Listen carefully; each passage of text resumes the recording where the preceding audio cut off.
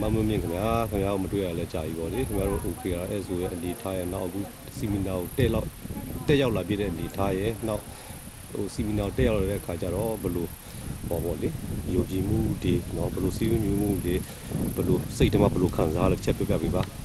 ကျွန်တော် OK ဆိုတော့ဒီညီလာခံဟိုအခုဆို9ချိန်မြောက်သွားပြီပေါ့ညီလာခံပထမချိန်နဲ့စတဲ့ခဲ့တာတော့ဂနေ့တိ9ချိန်မြောက်တဲ့အထိပေါ့ကျွန်တော်တို့ခရင်မျိုးသားတို့ကြားမှာ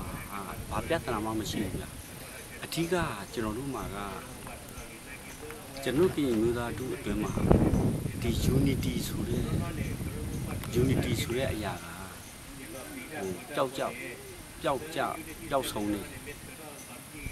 အဲအကြောင်းမို့ကျွန်တော်ခရင်မျိုးသားတို့ရဲ့ကြားမှာ unity ခရင်မျိုးသားတို့ရဲ့ကြားမှာပျောက်ဆုံးနေတဲ့ဒီ unity ဆိုတဲ့ဟာကိုကျွန်တော်တို့ကရင်တမျိုးသားတို့လုပ်နေတဲ့အမြန်ဆုံးပြန်လည်ရှောင်ပြီးဖို့အရေးကြီးတယ်လို့ကျွန်တော်ပြောနေပါလို့ဆိုတော့ဒီ unity ဆိုတဲ့ဟာကိုကျွန်တော်ပြန်တွေးပါမယ်ကျွန်တော်ဒီလူကြားမှာဖြစ်ပေါ်နေတဲ့ပြဿနာအရာခတ်သိမ်းရကင်းငင်းဝမဖြစ်တယ်လို့အဲ့ဒါကြောင့်မို့ကျွန်တော်တို့ပြည်မိသားစုအားလုံးအထူးကပြန်လည်ရှာဖွေရမှာတော့ပျောက်ဆုံးနေတဲ့ကျွန်တော်တို့ရဲ့ unity ဆိုတဲ့အမျိုးသားသွေးစည်းညီညွတ်ရေးဆိုတာကိုပဲဖြစ်တယ်လို့ကျွန်တော်ပြောချင်ပါတယ်ဟုတ်ပြီကျွန်တော်အခုထပ်မိချင်တာ AKRS ရဲ့အခန့်ကဏ္ဍပေါ့လေ AKRS အနေနဲ့အထူးသဖြင့်ဘယ်အခန့်ကဏ္ဍမှာလှုပ်ဆောင်နေပါတယ်လဲပြောပြပေးပါကျွန်တော်တို့ OKS ဆိုတာတော့ဟိုအရှိကောတော့အင်းလို့ Overseas Refugee Social Organization ပေါ့ကျွန်တော်အဓိကအခြေစိုက်တာတော့ဘန်ကောက်မှာအခြေစိုက်တယ်။နောက်မဲဆောက်မှာလည်းကျွန်တော်အဖွဲ့ခွဲရှိတယ်။အဓိကတော့ကျွန်တော်တို့ဘန်ကောက်နေပြီးတော့ကရင်မျိုးသားတွေနဲ့ပတ်သက်တဲ့လူမှုရေးစေလုပ်ငန်းလုပ်တယ်။ကရင်မျိုးသားရိုးရရင်ကျမှုဒလိထုံနှံပွဲတွေလုပ်တယ်။ဥပမာကရင်နေ့ကူနေခန္ဓာလုပ်တယ်။ကရင်မျိုးသားအာဇာနည်ခန္ဓာလုပ်တယ်။နောက်ပြီးတော့ဒီ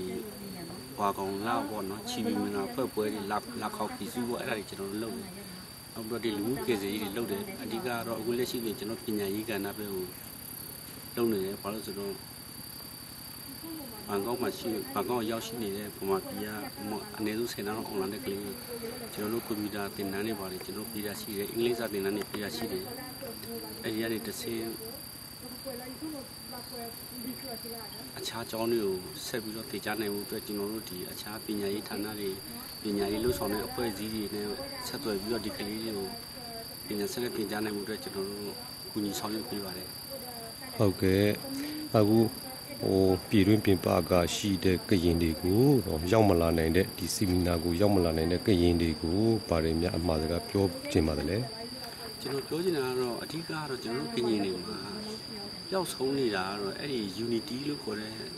စီလုံးညီညွတ်မှုတွေအဲ့ဒီပျောက်ဆုံးနေတဲ့